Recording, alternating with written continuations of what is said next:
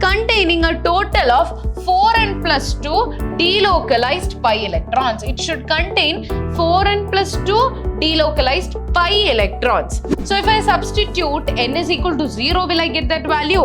If I am substituting n is equal to 0, 4 into 0, 0. 0 plus 2 is what? 2, right? It was OH here. What will happen? This zinc will react with the oxygen here and form zinc oxide. The hydrogen will remain there, right? So what will happen? You will get C6H6, that is benzene.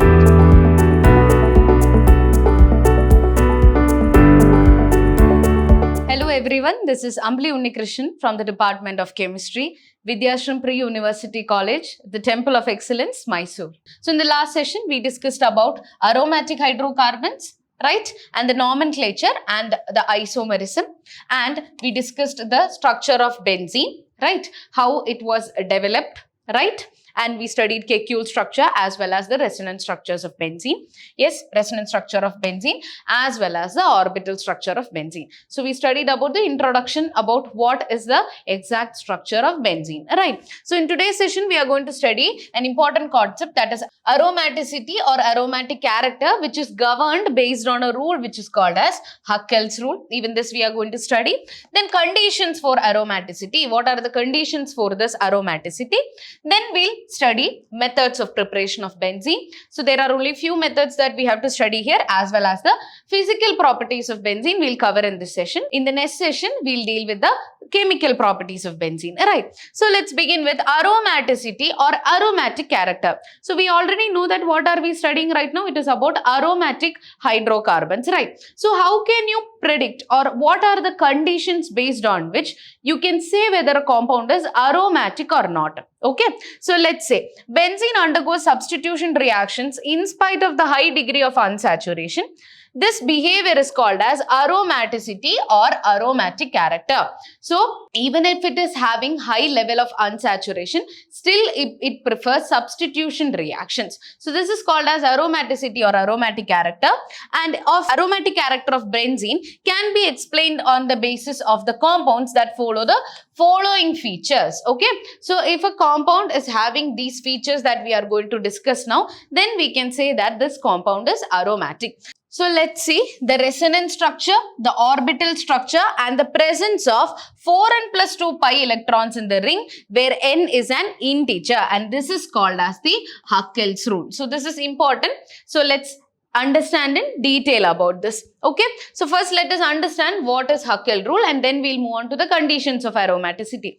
So Haeckel's rule, or it is also called as the 4n plus 2 rule. Okay, so let's see. This rule states that the cyclic planar conjugated system, cyclic, it must be cyclic first of all. Okay, that is ring structure. Cyclic, we already know what is cyclic, right?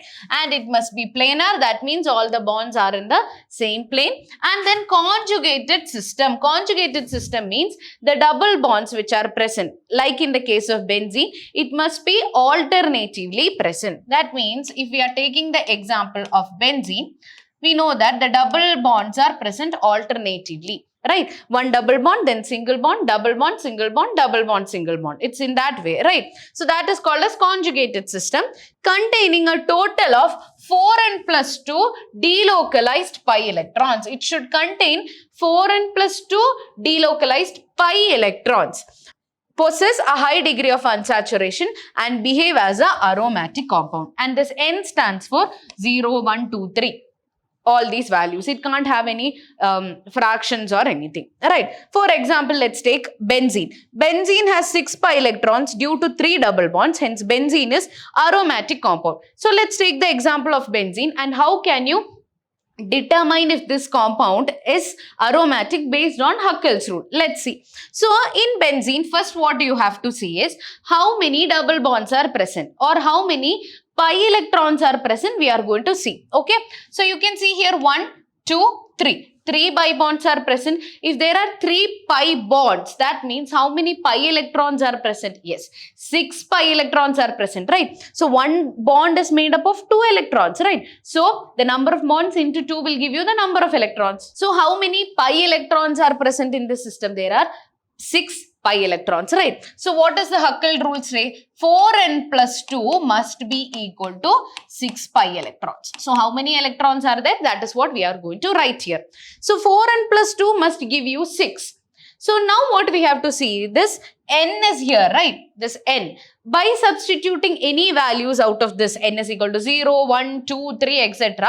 Are you able to get 6 value? So let's see if I am taking 4, so let's see here, if I am taking n value as 1, if I am taking n value is 1, what is 4 into 1 plus 2?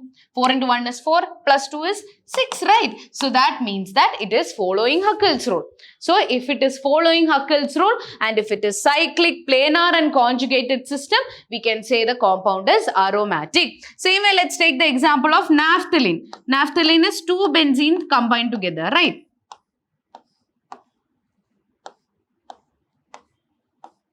Okay, so if you are considering naphthalene, total how many number of pi electrons are present? Yes, how many pi bonds are present? 1, 2, 3, 4, 5.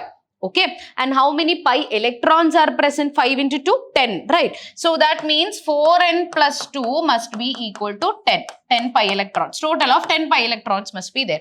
So if I substitute what value for n, can I get 10? Is it possible? Let's see. If I am putting n is equal to 2, what happens? 4 into 2 plus 2. 4 into 2 is 8. 8 plus 2 is 10, right? So that means this is also following Huckel's rule. So as it is following Huckel's rule, it is cyclic, planar and conjugated system. We can say that naphthalene is also aromatic, right? Now let's consider another example here.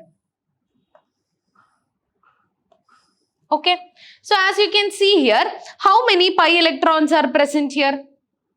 There are only 1 pi. So for this example, how many pi electrons are present here? Or how many pi bonds are present here? Only 1, right? Only 1 pi bond is present. That means 2 pi electrons. So what does that mean? Again, so let's check Huckel's rule. 4n plus 2 will be equal to 2, right? In this case, 2 pi electrons are there. So 2. So if I substitute n is equal to 0, will I get that value? If I am substituting n is equal to 0, 4 into 0, 0. 0 plus 2 is what? 2, right? So again, it is following Huckel's rule. So this is how you have to calculate the aromaticity based on Huckel's rule. I hope that is clear.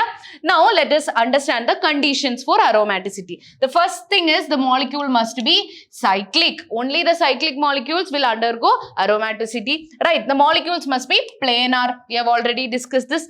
And it must have a conjugated system of 4n plus 2 pi electrons. That means it must follow which rule? Huckel's rule.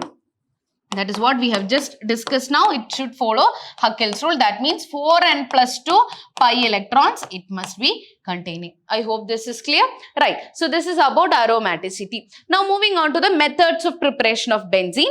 So the first one is cyclic polymerization of ethyne. So we have already studied this under the chemical reactions of alkynes, right? So we have studied alkynes can undergo linear polymerization as well as cyclic polymerization. So when it undergoes 3 molecules of ethyne, when it undergoes cyclic polymerization, what is that you are getting? It is benzene, right? We have already studied this. So that was a chemical property of alkyne. Now it is a method of preparation of benzene, right? So you have to link in this way and study, so it will be easy for you.